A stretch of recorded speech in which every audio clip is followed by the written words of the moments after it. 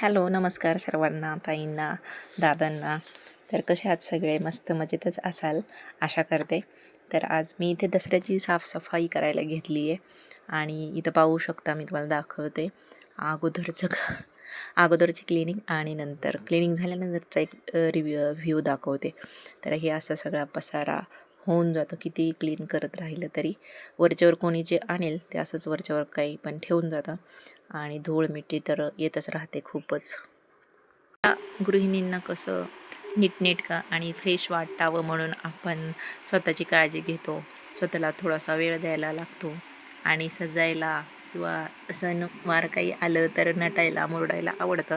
तसंच घराचं सुद्धा असतं, घराला पण वाटतं मी पण छान दिसावं, मी पण क्लीन असावं, त्यासाठी घरसुद्धा प्रसन्न असायला हवं आणि त्यासाठीच हे आता आपले मराठी सण चालू होतात. तर त्यानिमित्ताने आपण हे सगळं करायला लागतं.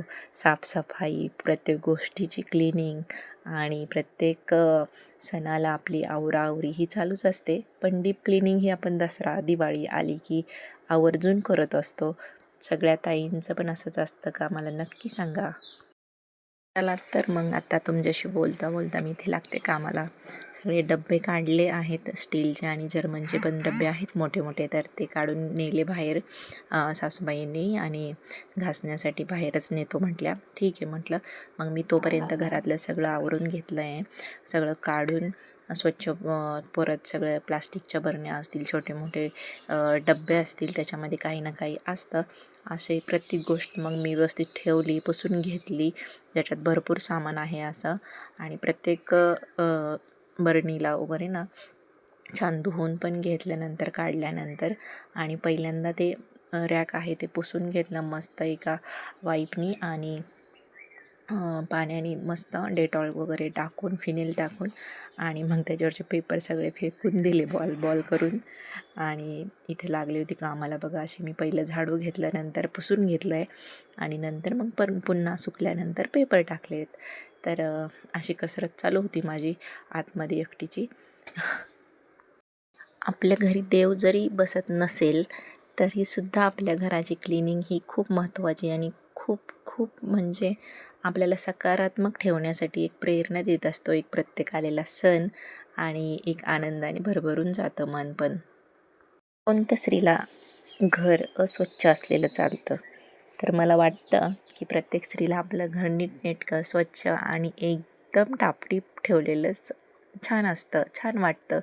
आणि का? तर याचं रिझनसुद्धा तसंच असतं की प्रत्येक गोष्ट त्या त्या जागेवर आणि क्लीन असेल तरच आपल्या घरातल्या माणसांना, स्वतःला, आपल्याला पण एक नवीन ऊर्जा आणि एक सकारात्मक गोष्ट आणि एक नवीन उत्साह येत असतो.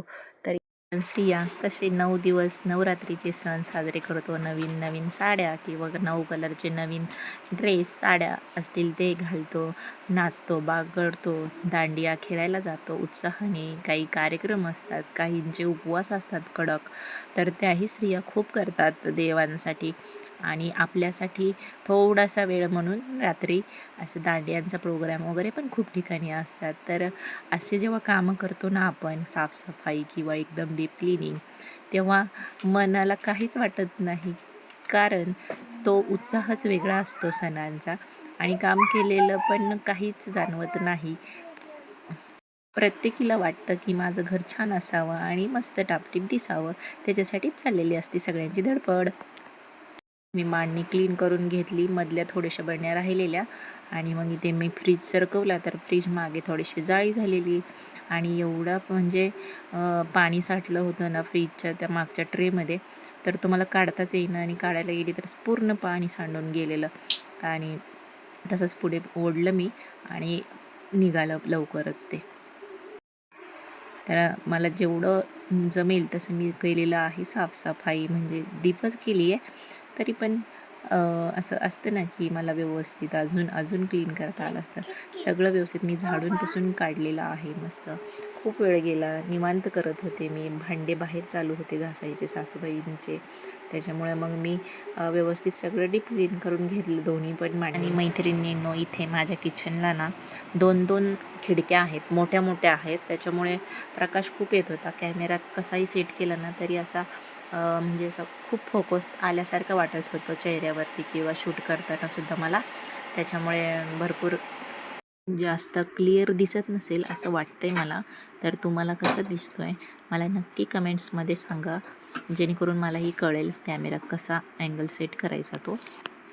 संसार संसार संसार सांभाळणं म्हणजे स्वतःला विसरून बाकी सगळ्यांना आठवणं, बाकीच्यांचं करणं, घरातल्यांचं आणि आपलंसुद्धा तितकंच महत्त्वाचं असतं करणं. काहीही काम असेल किंवा स्वतःची काळजी घेणं असेल, हे मला इम्पॉर्टंट वाटतं सगळ्यात आधी. घरातील प्रत्येक माणसाचा मूड, प्रत्येकाची गरज, प्रत्येकाला काय हवं आहे, नको आहे, त्यांचं सुख, दुःख, बाई माणूस हे सगळं घरात पाहत असते आणि त्यामधून तिला एक नवीन म्हणजे अनुभव पण मिळत जातात. कोण कसं आहे किंवा कोण आपल्याला चांगलं पाहतं किंवा वागतं आपल्याशी, ह्याच्यावरून पण सुद्धा कळतं की आपण पुढे कसं वागावं. पण घर म्हटल्यावरती छोट्या मोठ्या गोष्टी येतात, तर तेवढं इग्नोर करून द्यायचं.